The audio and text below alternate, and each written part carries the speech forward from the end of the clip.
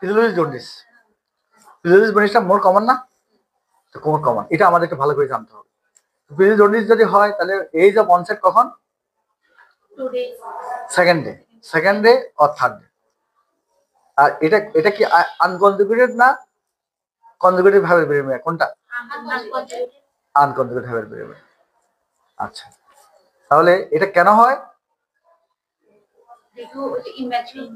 যেহেতু haemoglobin transference মানে কম, decrease globin transfer enzyme, number 1। Number 2 হলো decrease life span of the RBC. Number 3 হলো এই যে ইমপ্রেসিভ লিভার অ্যালবুমিনও কম। আর একটা আছে তোমার কি, যেহেতু রিডিউস অ্যামাউন্ট অফ লিগ্যান্ডিন, হ্যাঁ লিগ্যান্ডিন, জেড ওয়াই প্রোটিন লিগ্যান্ডিন, এই জন্য ওদের এই জন্ডিসটা বেশি হয়। কেমন? তারপর এখন আমরা যদি এটা রেট অফ রাইস চিন্তা করি, rate of rice less than 0.5 milligram per hour, less than 0.5 milligram per hour or less than 5 milligram per 24 hours। যদি এর উপর হয়ে যায় প্যাথোলজিক্যাল, এর উপর হয়ে গেলে প্যাথোলজিক্যাল। তাহলে এখন আমরা এই ফুল টার্মে এটা ইনসিজন 40% আর প্রি টার্মে 60%। কেমন? এবং এটা onset of age 2nd to 3rd day in case of term baby আর 3rd day to 4th day in case of preterm baby।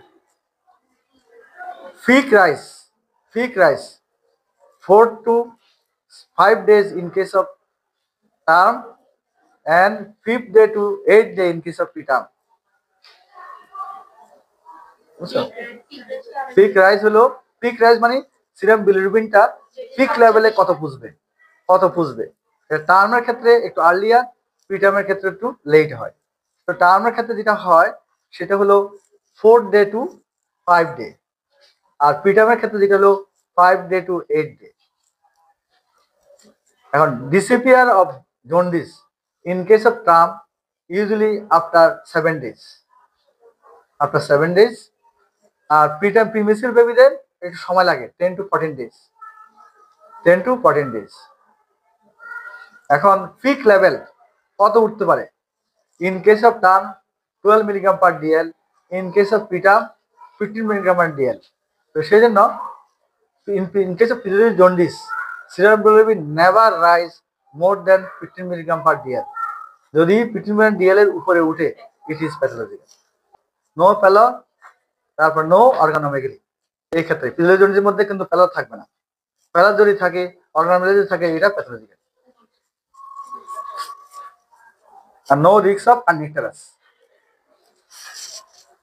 R diagnose করব আমরা বাই এক্সক্লুশন ডায়াগনোস করবো। হিমোলাইসিস, নো এনিমিয়া, তারপরে হলো no organomegaly, normal liver function test. Treatment হলো usually no treatment, only counseling and breastfeeding. Some cases phototherapy may needed in very low birth weight baby. A differential diagnosis of pathological jaundice. Appearance on a onset occurs at any age, even in the first day of life. Associated with pallor, organomegaly,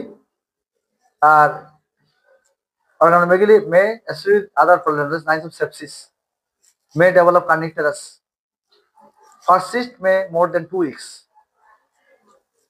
তারপরে usually no response to phototherapy। আর peak level more than 15 milligram per DL, peak level। Raise হলো more than 0.5 milligram per hour or more than 5 milligram per day, যেটা আগে তোমাদের বলছিলাম আমি। 5 milligram per DL per day বলতে হবে, ভুলে গেছি আমি। DL দেওয়া বলতে more than 5 milligram per DL per day আর more than 15 milligram per DL না, এটা হলো তোমার হাইয়েস্ট রেঞ্জ, মানে পিক লেভেল। আর more than 0.5 milligram per dL per hour. আর এটা হলো এখানে it may be unconjugated hyperbilirubinaemia, may be conjugated hyperbilirubinaemia প্যাথোলজিক্যালটা, but direct hyperbilirubinaemia is always pathological. তাহলে আনকনজুগেটেড বা indirect hyperbilirubinaemia may be pathological, may be physiological, but direct hyperbilirubinaemia is always pathological. তাহলে total bilirubin বা total আমরা serum bilirubin যদি করি আমরা direct indirect, if direct bilirubin is more than 2 milligram per dl, always pathological, or more than 15% of total bilirubin. If direct bilirubin level more than 15% of total bilirubin, always pathological. তাহলে একটা একটা তোমার রোগী যদি তুমি সিরাম বিলিরুবিন পরীক্ষা করো 10, এর যদি মোর দ্যান 2% থাকে, 3% থাকে, 3% হলে কত হবে? তো 3.5 হবে। তো যদি ডাইরেক্ট বিলিরুবিন যদি 3.5 হয় আর বাকিটা যদি ইনডাইরেক্ট বিলিরুবিন হয়, তাহলে অলওয়েজ প্যাথোলজিক্যাল। এটা ডাইরেক্ট হাইপারবিলিরুবিন, নট ইনডাইরেক্ট বিলিরুবিন। তো ইনডাইরেক্ট বিলিরুবিন যদি বেশি দেখতেছি আমরা এখানে ইনডাইরেক্ট বিলিরুবিন 7, কিন্তু ডাইরেক্ট বিলিরুবিন দেখতেছি আমরা 3, তাহলে ডাইরেক্ট বিলিরুবিন বেশি। সূত্র আমার বলে যে মোর দ্যান 15%, মোর দ্যান 50% যদি হয় এটা ডাইরেক্ট হাইপারবিলিরুবিনিমিয়া এবং ইট ইজ অলওয়েজ প্যাথোলজিক্যাল। 3% বলে নাই তো, বলছে টোটাল বিলিরুবিনের যদি মোর দ্যান 15% হয়, তো টোটাল বিলিরুবিন 20, তো 50% কত? Always pathological. মানে টোটাল বিলিরুবিন যদি মোর দ্যান 15% হয়, 10, 10-এর 15% হলো তোমার ডাইরেক্ট বিলিরুবিন, আর 1.5, তাহলে যে দেখো 1.5 যদি হয় তাহলে এটা প্যাথোলজি।